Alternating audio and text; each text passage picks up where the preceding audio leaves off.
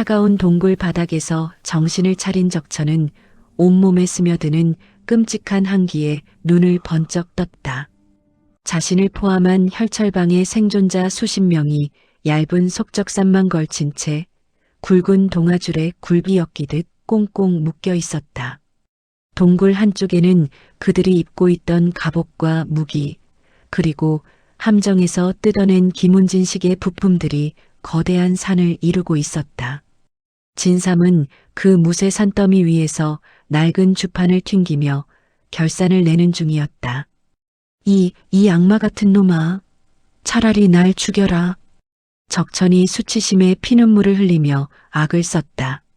진삼이 주판을 멈추고 서늘한 눈으로 적천을 내려다보았다. 죽여. 내 놈들이 파놓은 이 엉성한 함정 때문에 내 귀한 처남과 대사형이 먼 길을 걸어와 귀한 기력을 소모했다. 그 영업방의 손실금과 정신적 위자료 그리고 출장비까지 합치면 내 놈들 목숨값이 대략 은자 5천냥인데 그걸 안 갚고 편하게 되지시겠다? 뭐시? 죽는 건 이 빚을 엽전 한 냥까지 철저하게 갚은 뒤에나 허락해주마. 진삼은 품에서 화천객주의 소유로 된 철광산 약조 문서를 꺼내 적천의 얼굴에 팔랑거렸다. 너희는 오늘부로 화천객주 철광산의 전속 인부로 배속된다. 지하 막장에 처박혀 뼈가 바스러질 때까지 곡괭이질을 해라. 일한 만큼 정당하게 빚을 삭감해 줄 테니 살아서 빛을 보고 싶거든 죽어라 무쇠를 캐어 올려야 할 것이다. 사파의 고수들에게 무공을 패하고 죽음을 내리는 것보다 훨씬 더 잔혹한 영구 무금 노역의 선고였다. 적천의 동공이 하얗게 풀리며 절망에 찬 비명이 동굴을 울렸다. 안 돼. 차라리 검으로 베어라. 이 짐승만도 못한 전주놈아. 하지만 그의 비명은 처절하게 메아리칠 뿐 아무도 귀 기울여주지 않았다. 처남, 저 징징대는 놈들 입에 재갈을 물려 수레에 묶어라. 고철 덩어리들도 단단히 씻고 본문으로 돌아간다. 예, 진대여. 백무결과 조무염이 앞장서서 고철이 산더미처럼 쌓인 수레를 끌고 그 뒤로 속적삼 차림의 사파 고수들이 노비처럼 줄줄이 묶여 끌려가기 시작했다. 함정에 빠지기는커녕 막대한 고철 이문과 공짜 노역군들까지 싹쓸이한 완벽한 흑자 행진. 수레가 덜컹거릴 때마다 부딪히는 무쇠 소리가 진삼의 귀에는 그 어떤 명곡보다도 달콤한 엽전 쏟아지는 소리로 들려오고 있었다. 청하연 어기를 지키던 성문 경비병들은 멀리서 다가오는 기괴한 행렬에 입을 떡 벌렸다. 비켜라. 길을 열어라. 진 대역께서 사파의 무리들을 토벌하고 위대한 전리품을 거두어 오셨다. 명문 정파의 기둥이었던 철건문 첫째 공자 백무결이 수레를 끄는 짐꾼 마냥 선두에 서서 목청이 터져라 외치고 있었다. 그의 뒤로는 흙먼지를 뒤집어 쓴 진삼과 조무염이 묵직한 고철 산더미가 실린 수레 서너 대를 유유히 끌고 들어오는 중이었다. 수레의 맨 뒤에는 한때 강호를 피로 물들였던 무역루 부막주 적천과 혈철방 고수들이 얇은 속적삼만 걸친 채 굴비 엮이듯 동아줄에 묶여 질질 끌려오고 있었다. 저자들은 타 지역에서 악명 높은 혈철방 놈들이 아닌가. 아이고, 진 대역께서 기어이 사도의 무리들까지 척살하시고 우리 현의 평화를 지켜주셨구나. 내막을 알리 없는 백성들이 거리로 쏟아져 나와 열렬한 환호성을 내질렀다. 그 군중들 틈바구니에서 낡은 삼배옷을 입고 빗자루로 거리를 쓸던 무림맹 지부장 팽만학 일행은 사색이 되어 침을 꿀꺽 삼켰다. 지부장님, 저기 끌려가는 자는 무역루의 부막주 적천 아닙니까? 혈철방의 고수들까지 속옷바람으로 끌려오다니. 순찰대원 하나가 떨리는 목소리로 묻자 팽만학은 빗자루를 쥔 손을 바르르 떨며 속삭였다. 쉿, 입 다물어라. 무서운 분이시다. 맹의 지부장인 나도 비단옷을 뺏기고 바닥을 쓸고 있는데 일개 사파 놈들이라고 별 수 있겠느냐. 그래도 우리는 장터 순찰이라도 도니 맑은 공기라도 마시지. 저놈들은 이제 뼛속까지 진액이 빨릴 것이다. 팽만학은 끌려가는 사파 고수들의 퀭한 눈동자를 보며 묘한 우월감과 기이한 안도감을 느끼고 있었다. 명문 정파든 사파든 진삼의 앞에서는 그저 은자를 뱉어내는 훌륭한 노역군에 불과하다는 절대적인 진리를 그 누구보다 잘 알고 있었기 때문이다. 진삼은 백성들의 환호성 따위는 신경 쓰지 않은 채 굳은 표정으로 곧장 화천객주의 상단 건물을 향해 수레를 몰았다. 화천객주의 상단 건물 앞 연락을 받고 황급히 튀어나온 왕행수는 수레에 묶인 수십 명의 사파 고수들을 보고 기겁하며 허리를 조아렸다. 진대여, 이 흉악한 자들은 어찌 이곳에 끌고 오셨습니까? 진삼이 품에서 양피지 다짐장을 툭 던지듯 왕행수의 품에 안겼다. 이놈들은 오늘부로 철건문에 은자 5,000냥의 빚을 진 채무자들이다. 객주가 운영하는 서쪽 철광산 지하 막장에 모조리 쳐넣으시오. 왕행수는 덜덜 떨리는 손으로 계약서를 펼쳐보았다. 적천의 벌건 지장이 선명하게 찍혀있는 완벽한 노비 문서였다. 5,000냥이요. 이놈들이 평생 곡괭이질을 해도 다 갚기 힘든 거액인데. 그러니 숨이 붙어있는 한 단 하루도 쉬게 해서는 안 될 것이요. 진삼의 서리빨 같은 명령에 왕행수가 침을 꿀꺽 삼켰다. 수레에 묶여있던 적천이 마지막 남은 기력을 쥐어짜며 악을 썼다. 이 악마 같은 놈아, 무림의 고수를 광산의 노역군으로 부리다니 천벌을 받을 것이다. 그 발악을 들은 왕행수의 눈빛이 순간 싸늘하게 변했다. 한때 진삼에게 상권을 뜯기고 피눈물을 흘려보았던 왕행수였다. 진삼의 무서움을 모르는 이 사파놈의 헛소리에 왕행수는 들고 있던 지팡이로 적천의 머리통을 사정없이 후려쳤다. 퍽! 아! 시끄럽다. 이 버러지 같은 놈아. 진대역께 빚을 졌으면 뼈를 갈아서 은자를 뱉어내야지. 어디서 감히 주둥이를 함부로 놀려. 광산 감독관을 불러라. 이놈들에게 곡괭이를 쥐어주고 내일부터 철광석 할당량을 2배로 채우라 일러라. 자본주의의 매운맛을 먼저 깨우친 객주행수의 무자비한 호통에 적천은 넋을 잃고 말았다. 처남 수레에 묶은 동아줄을 풀어 객주에 넘기고 저 동아줄은 다시 챙겨라. 저 밧줄값만 해도 엽전 20냥이다. 예, 진대여. 백무결은 사파 고수들의 몸에 감긴 밧줄을 능숙하게 풀어내어 둘둘 말아 어깨에 메었다. 광산의 컴컴한 입구로 끌려가는 적천과 사파놈들의 처절한 절규가 메아리 쳤으나 진삼은 미련 없이 뒤를 돌아 철건문으로 발길을 옮겼다.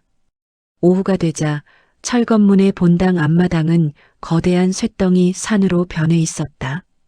동굴에서 뜯어온 무쇠 화살촉, 가시 철퇴, 강철 톱니바퀴, 그리고 사파 고수들이 입고 있던 철갑옷과 쇠 장식들이 마당을 가득 채우고 있었다. 부름을 받고 달려온 대장장이 구칠이 그 엄청난 고철 더미를 보며 턱이 빠질 듯 입을 벌렸다. 아이고 나리, 이게 다 뭡니까? 100년강 화살총만 기백 개가 넘고 이 사슬은 순도 높은 흑철이 아닙니까? 대체 어느 문파의 무기고를 털어오신 겁니까? 진삼의 곁에서 소팔이 낡은 주판을 차라락 튕기며 거들먹거렸다. 출처는 알 것 없고 사파놈들이 우리 나리를 잡으려다 친히 조공으로 바친 물건들이니 당장 무게를 달아 은자로 환산해 보시오. 구칠이 땀을 뻘뻘 흘리며 저울의 고철들을 달기 시작했다. 타다닥 타닥. 소팔의 주파날이 미친 듯이 허공을 갈랐다. 백년강 화살촉 500개, 은자 200냥. 흑철 사슬과 톱니바퀴들, 은자 300냥. 사파놈들 갑옷과 투구, 그리고 신발 밑창에서 뜯어낸 무쇠진까지 모조리 합쳐서 도합 은자 700냥입니다. 나리. 소팔이 감격에 겨워 주판을 허공에 번쩍 치켜들었다. 함정에 걸려 죽을 뻔한 위기를 단숨에 은자 700냥의 순수익으로 뒤바꿔버린 기적의 수지타산. 진삼의 입가에도 참을 수 없는 흑자의 미소가 피어오르고 있었다. 그때 본당 안쪽에서 옥색 무복을 단정하게 차려입은 유아가 두꺼운 출납 장부를 품에 안고 걸어 나왔다. 소란스러운 마당의 풍경을 살피던 그녀의 시선이 진삼의 몸에 머무는 순간 파르르 떨리기 시작했다. 진삼의 왼팔 흑색 장포 소매가 길게 찢어져 있었고 굳은 살 박인 팔뚝 위로 동굴의 함정을 뜯어내다 긁힌 붉은 생채기가 선명하게 나 있었던 것이다. 서방님. 유아가 장부를 떨어뜨릴 뻔하며 진삼의 곁으로 황급히 다가왔다. 이 찢어진 소매와 옥체에 난 상처는 흉악한 사파 무리들과 혈전을 벌이시다 입으신 상처입니까? 아니, 화살촉 줍다가 벽에 살짝 긁힌 건데. 진삼이 속으로 당황하여 변명을 하려 했으나 유아의 커다란 눈망울에는 이미 애통함과 맹목적인 존경심이 눈물과 함께 차오르고 있었다. 은자 700냥이라는 거대한 재물이 눈앞에 쌓여 있었건만 유아의 눈에는 가문을 지키고 은자를 벌어오기 위해 피를 흘린 서방님의 거룩한 희생만이 가득 찼다. 그녀는 두 손으로 진삼에 다친 팔뚝을 조심스럽게 부여잡았다. 사파의 간악한 함정 속에서 서방님께서 흘리신 이 피땀이 기어이 또 가문의 곳간을 채웠군요. 이 미련한 아내는 서방님께서 홀로 짊어지신 이 고단한 무게를 어찌 다 갚아야 할지 모르겠습니다. 진삼은 차마 고철을 줍다가 긁혔다는 말을 하지 못하고 짐짓 엄숙한 표정으로 헛기침을 삼켰다. 가문을 이끄는 가장으로서 응당 치러야 할 자그마한 대가일 뿐이요. 너무 괴념치 마시오. 진삼의 그 무심한 대답에 유아의 뺨이 붉게 달아올랐다. 그녀는 결연한 눈빛으로 진삼을 올려다보며 속삭였다. 오늘 밤 본당 지하의 비밀 금고로 내려오시지요. 제가 최고급 금창약을 준비하여 서방님의 상처를 직접 매시고 오늘 거두어들인 이 막대한 은자의 결산을 엽전 한 냥까지 한치의 오차 없이 함께 맞추겠습니다. 평소의 깐깐한 곳간 지기의 모습이 아니었다.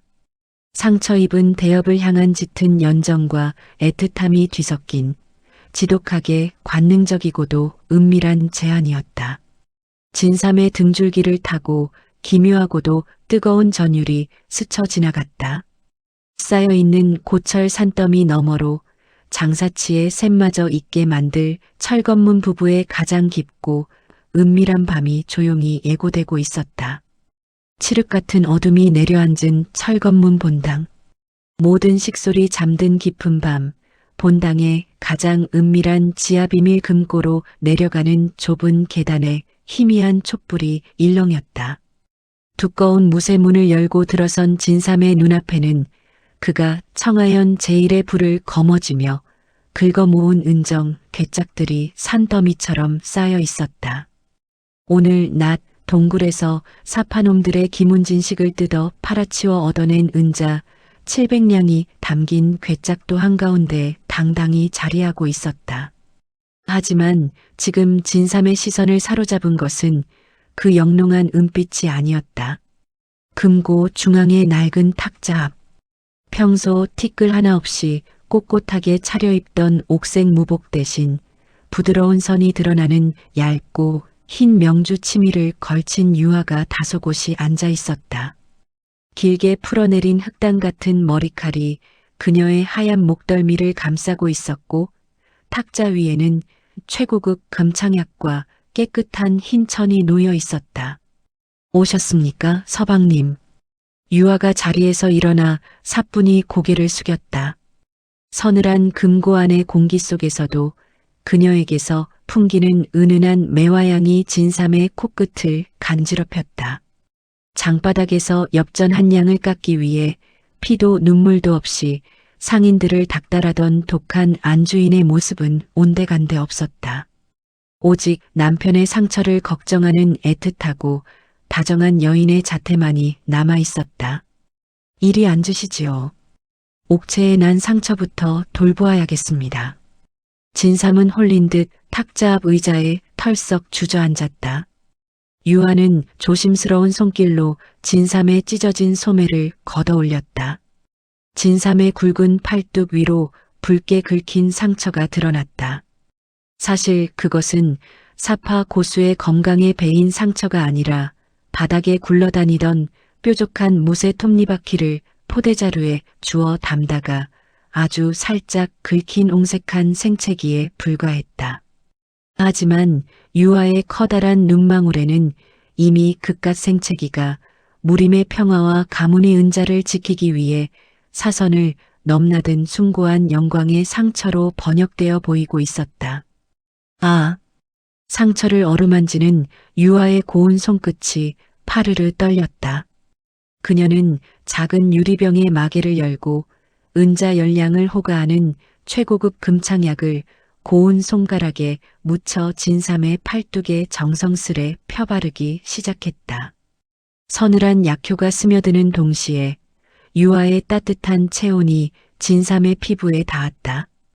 이 미련한 아내는 낮에 들어온 은자 700냥의 괴짝을 보며 속으로 가슴을 쳤습니다. 유아의 눈시울이 붉어지며 촉촉한 물기가 맺혔다. 이 은자 산더미가 대체 무엇이랍니까?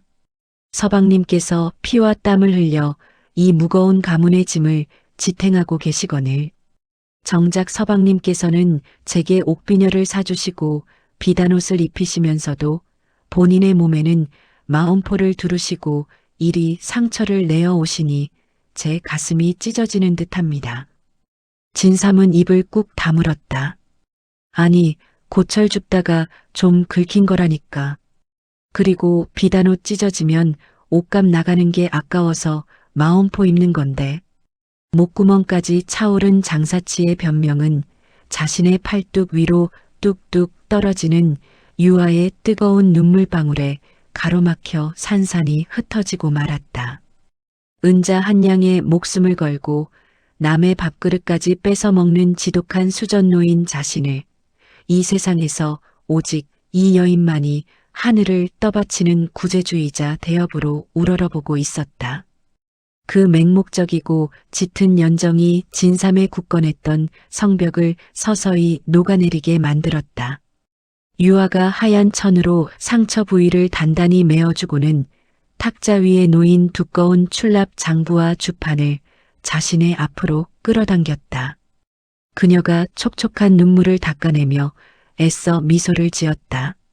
상처를 매셨으니 이제 결산을 맞추어야지요. 낮에 들어온 은자 700냥과 객주에서 회수한 이자 은자 100냥. 도합 800냥의 이문이 엽전 한 냥에 오차도 없이 맞는지. 타닥. 유아가 주파나를 튕기려는 찰나 진삼의 크고 거친 손이 유아의 가녀린 손등을 덮어쥐었다. 서방님? 유아가 영문을 몰라 눈을 동그랗게 뜨고 진삼을 올려다보았다. 진삼은 유아의 손에서 장부를 빼서 탁자 구석으로 밀어버렸다.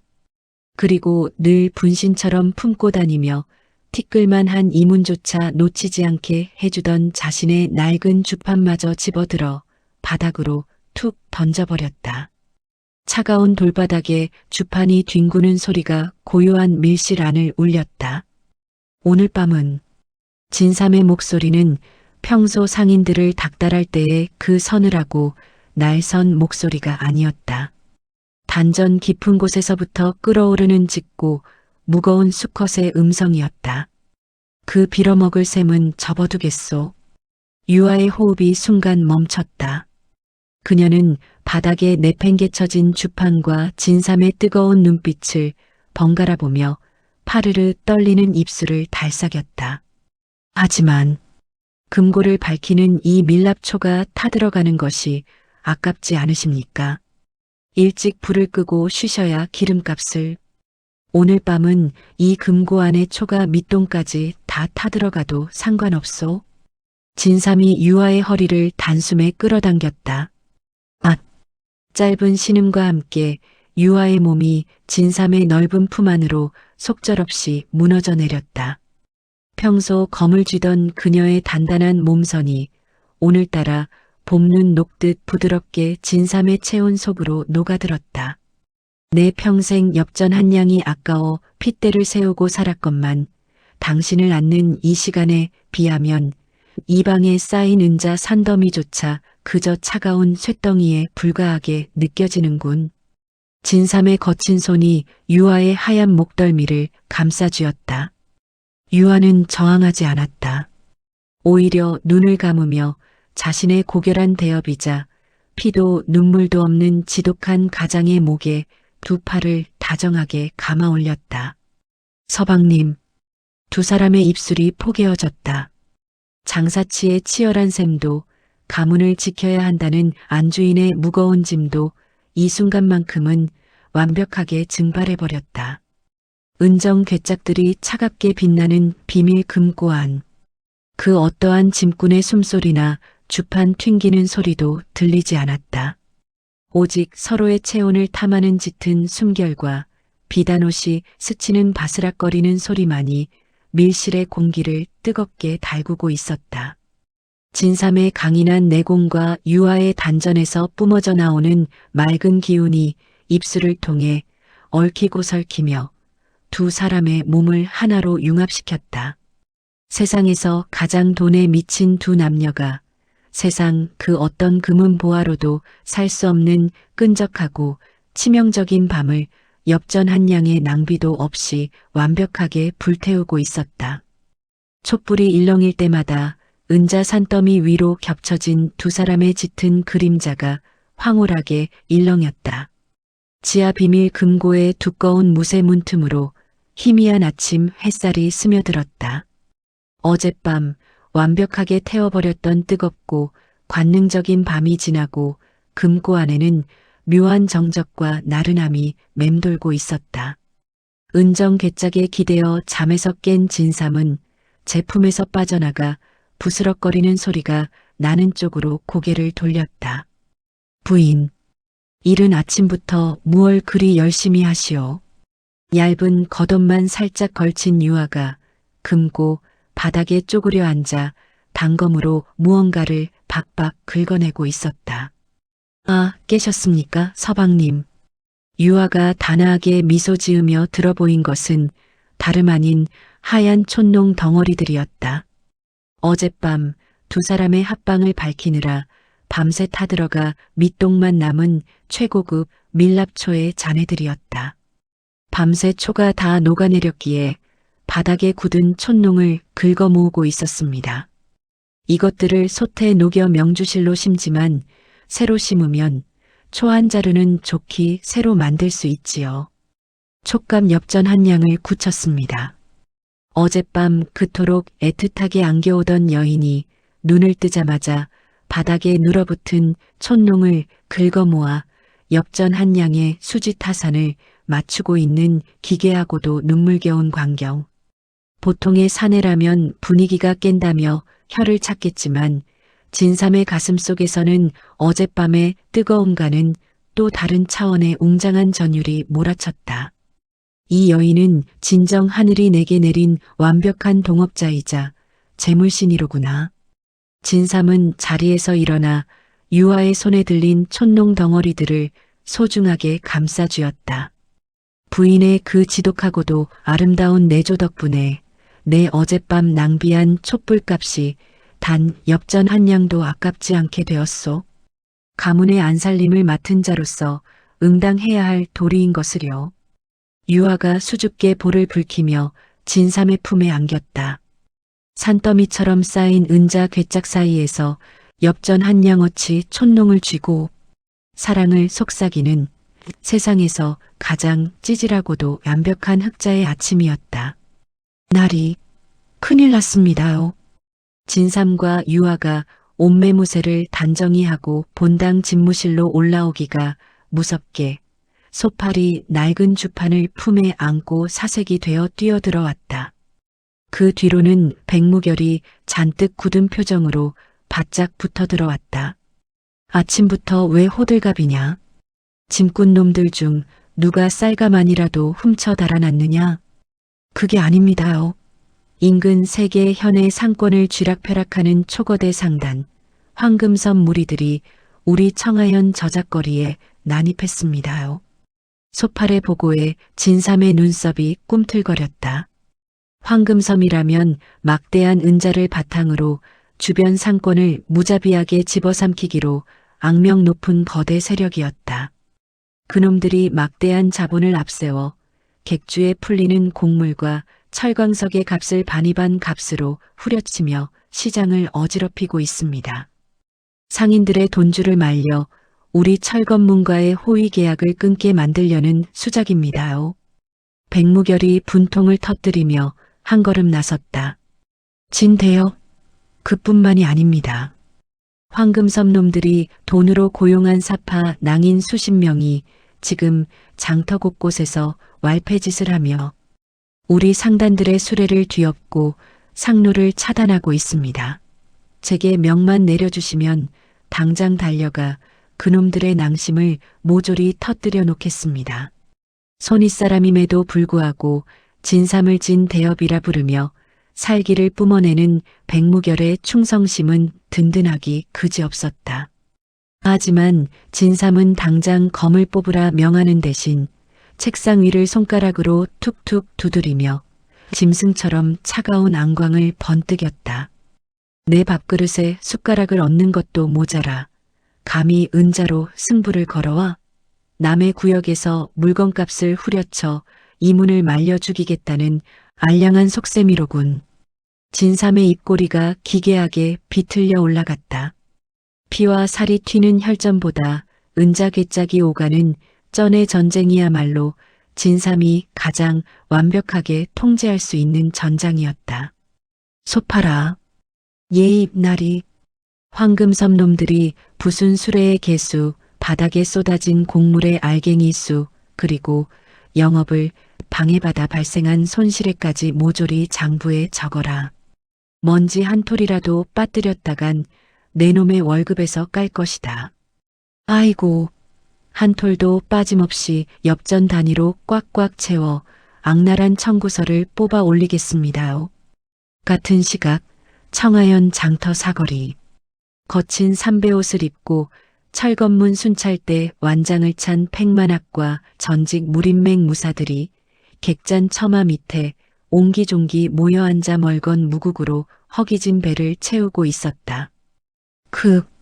내가 어쩌다 맹의 지부장 자리에서 밀려나 이 맹물 같은 국을 핥고 있단 말이냐. 팽만학이 눈물을 훔치며 무 조각을 씹으려던 찰나였다. 우당탕, 쨍그랑, 장터 한복판에서 비명과 함께 화청객주의 도자기 수레가 박살나는 소리가 울려 퍼졌다. 화려한 장포를 걸친 황금섬 소속의 낭인 5명이 객주 일꾼들을 걷어차며 난동을 부리고 있었다. 이 거지는 뭡니까?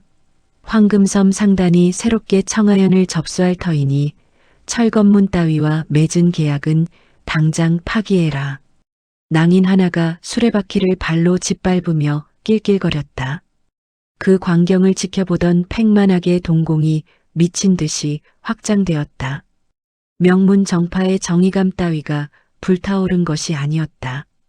저 빌어먹을 새끼들이 도자기를 깨. 팽만하게 턱관절이 덜덜 떨리기 시작했다. 어제 저녁 유아 사모님이 분명히 경고했었다. 순찰 중 상단의 물건에 흠집 하나라도 나면 그 손실액은 모조리 순찰대의 식대에서 삭감하겠다다고.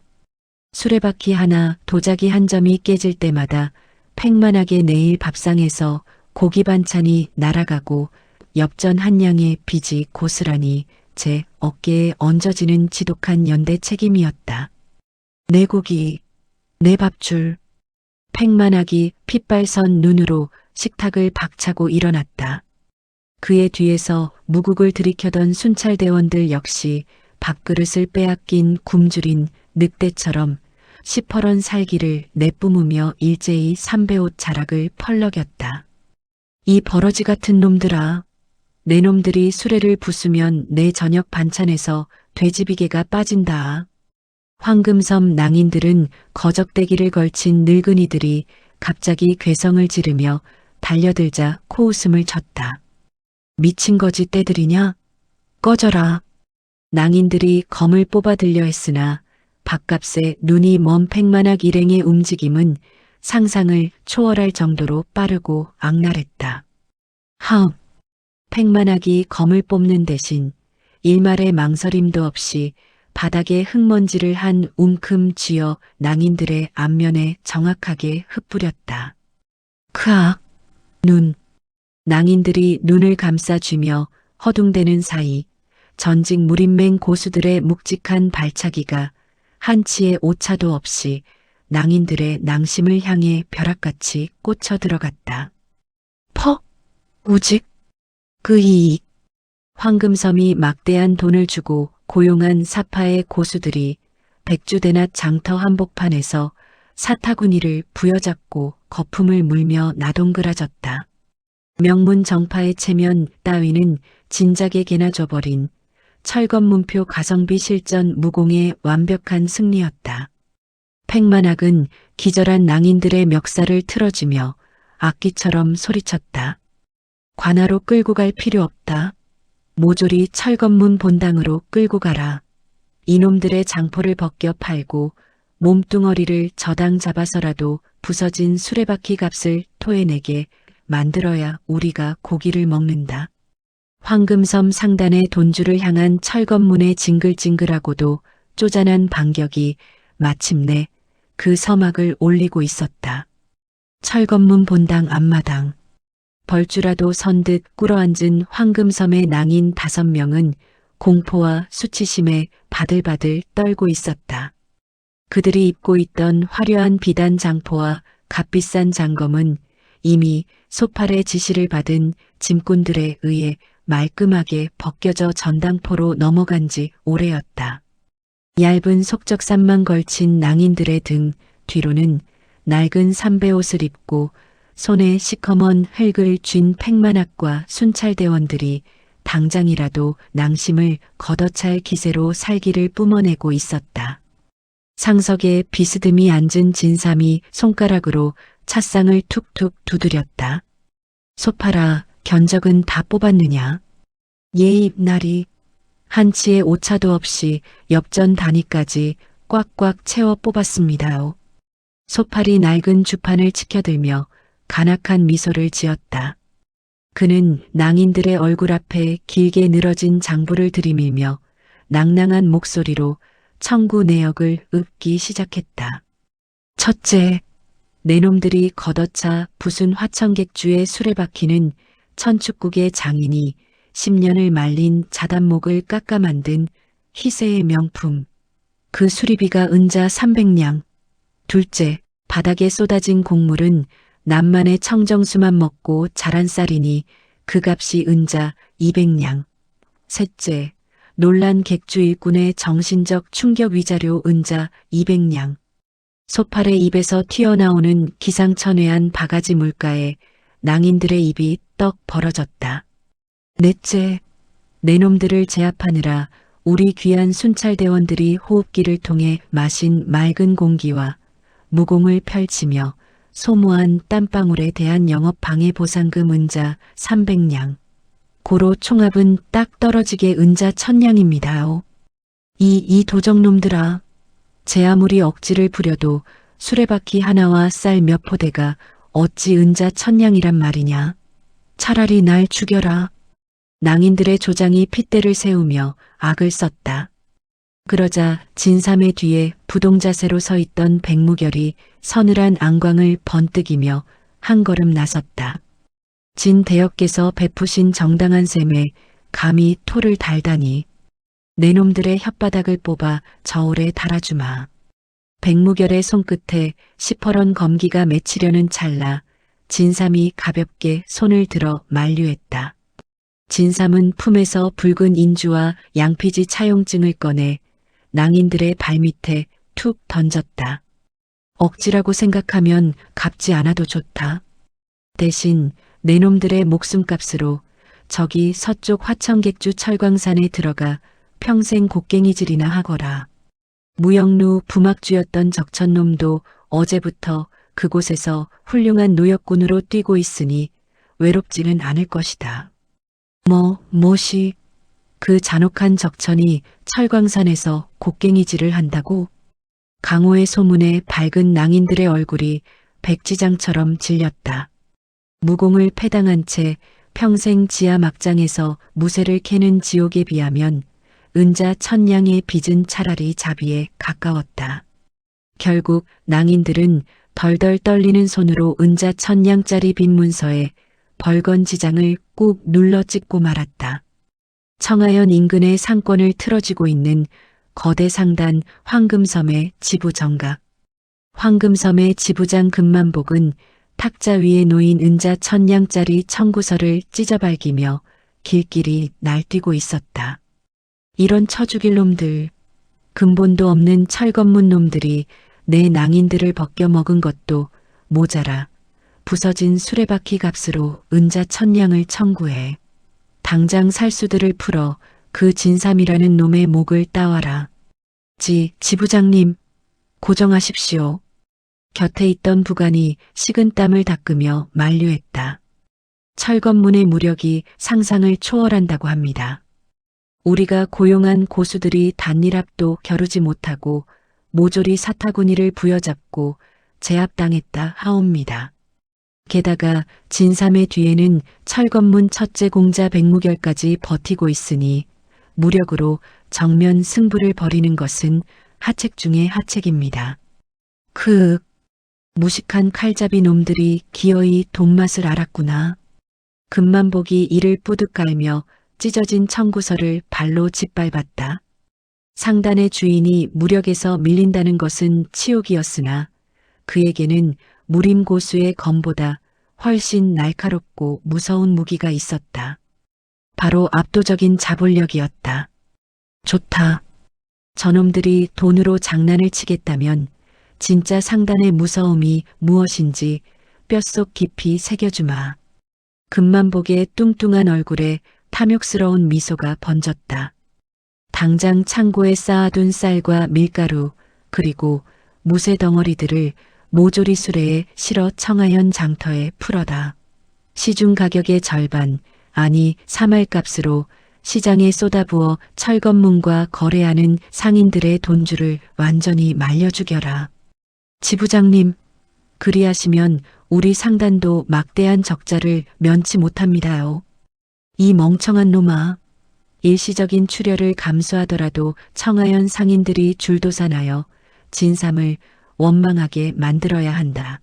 철건문의 자금줄이 끊어지고 상권이 붕괴하면 진삼놈은 제 발로 내 앞에 기어와 은자 천냥의 청구서 대신 제 문파의 간판을 바치게 될 것이다. 상권을 초토화시키기 위한 황금섬의 무자비한 반값 물량 공세가 시작되는 순간이었다.